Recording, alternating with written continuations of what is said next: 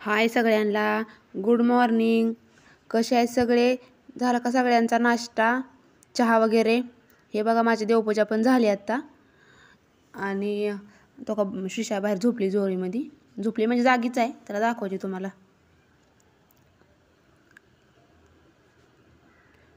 हसती बघा कशी, जागी झाली आता, हसायला लागली.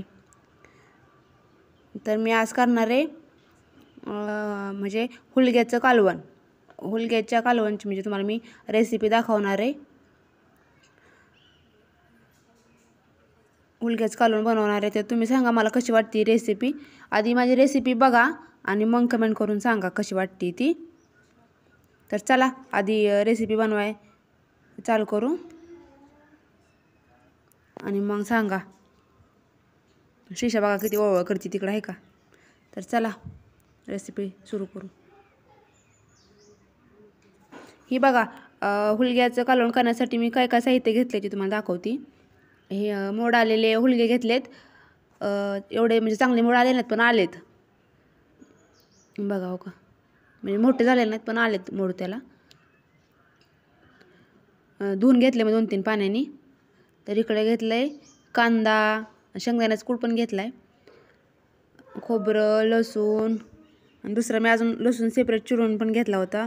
जिरी, मोहरी, कढीपत्ता घेतला आहे, गरम मसाला आणि धना पावडर, हळद, घरचं लाल तिखट, धना पावडर घेतली आणि सुहाणा मसाला, मीठ आणि कूट घेतला आहे शेंगदाण्याचा. इकडे तेल गरम करत ठेवलं आहे कढईमध्ये. चांगलं असं कडकडीत तेल तापून द्यायचं आणि मग त्याच्यात टाकायचं मोहरी आणि जिरं. माझं एकाच होतं ना मिक्स, त्याच्यामुळे ते दोन्ही मिळून टाकले मी एकसोबत. नाहीतर आधी जिरे टाकायची आणि मग त्यात मोहरी टाकायची. दोन्ही एकाच होतं म्हणून मी टाकलं त्याच्यात. आता टाकायचा लसूण. लसूण थोडा मी चिरून पण घेतला होता आणि खोबऱ्यामध्ये पण थोडा वाटला होता.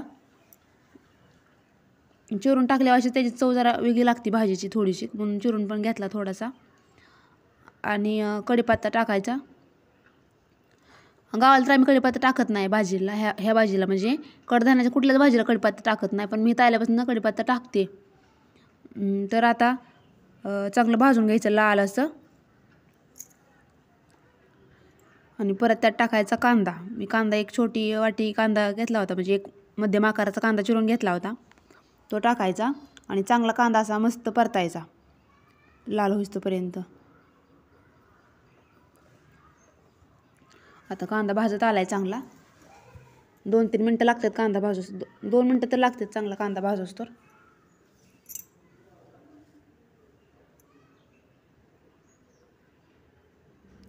चांगला कांदा परतवून घ्यायचा आणि मग त्यात टाकायचं हे खोबरं.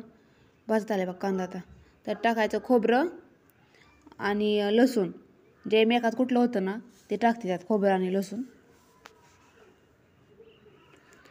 आणि मग ते पण टाकून घ्यायचं सगळं आणि परतायचं व्यवस्थित चांगलं.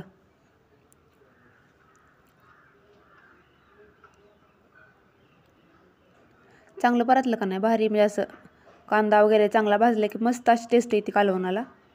आता हुलगे घेतलेत. आता हुलगे पण त्यात टाकून घ्यायचे. त्यात थोडंसं पाणी होतं म्हणून मी असं डायरेक्ट टाकले नाही, तर असं हाताने काढून टाकत होते. कारण पाणी गेलं मग कसं ती व्यवस्थित भाजत नाहीत ना तेलामध्ये. त्यात थोडं जरा पाणी होतं ना धुतल्यामुळं, शिल्लक खाली राहिलेलं. तर हे बघा आता चांगलं असं मस्त असं तसं हुलगं टाकून घेते मी. हुलगा म्हणजे आपल्या शरीरासाठी चांगलं असतं बरं का. आता म्हणजे आजकालचे लोक काय खात नाही ती हुलगं, पण हुलगं खाल्ल्याला खरंच चांगलं असतात. त्यांनी किडनी स्टोनसाठी पण म्हणजे उपयोगी असतं वाटतं ते हुलगं म्हणतात. म्हणून आम्ही करत असतो सारखं कडधान्याची भाजी करत असतो.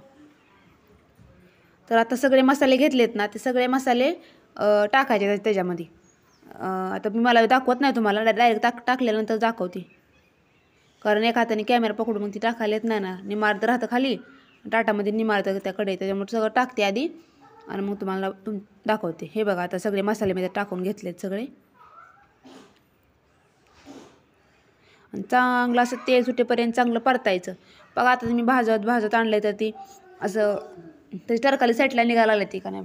चांगलं असं मस्त भाजून घ्यायचं आणि टरकाली अशी होस्तोपर्यंत. फ्राय करायचं मस्त असं. आणि इकडे एका बाजूला मी पाणी गरम करत ठेवलं होतं जरा. गरम भाजीला गरम पाणी टाकलं ना तर तरी पण चांगली येते भाजीला. म्हणजे तरीची पावडर न टाकता सुद्धा तरीला भाजीला चांगली तरी येते आणि टेस्ट पण चांगली लागते. आम्ही काय करतो गावाला म्हणजे असं दुसरं मसाला वगैरे टाकत नाही. आम्ही काळा मसाला करतो ना त्यात सगळं साहित्य असतं. त्याच्यामुळं बाहेरचं असं मसाला टाकण्याची काही गरज पडत नाही. तर चला पाणी टाकून घेऊ आता ह्याच्यामध्ये. गरम केलेलं आहे.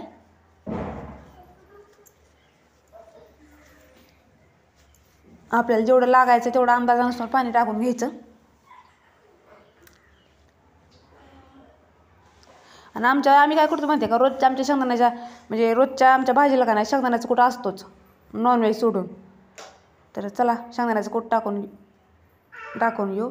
आणि काल काय झालं होतं माझ्याकडून ते एक ना डबल अशी म्हणजे डबल काल 2 रेसिपी माझ्याकडून म्हणजे 2 व्हिडिओ पडले माझ्याकडून जोडून. ती कळलंच नाही मला. आणि ती माझ्याकडून काय काय शब्दांची जमलिंग होती बरं का. प्लीज सगळ्यांनी समजून घ्या. काय काय शब्द रिपीट होतात आहे तर समजून घ्या. तर आता ही बघा चांगली 10 मिनटं अशी बारीक गॅसवरती मी भाजी शिजवून घेतली. मस्त अशी शिजली भाजी छानपैकी. आणि तरी पण बघा किती छान आली. अशी लय पण तेलकट नाही आणि लय पण नाही, मध्यम अशी आली. हे बघा आता आपली भाजी पूर्णपणे रेडी आहे. कशी वाटली नक्कीच कमेंट करून सांगा. धन्यवाद. बघा झाला आता शिशाचा गन पावडर मस्त अशी शिशा खेळते. आता झोपेला झाली, रडायला लागली होती. जरा म्हणलं व्हिडिओला आता शेवट करावा. तर कशी वाटली आपली रेसिपी नक्कीच कमेंट करून सांगा. आणि आमच्या शिशू हो जांभळ्या तिथे बघितलं का झोपेला झाली. झोपा हाड हाड हाड बाळा.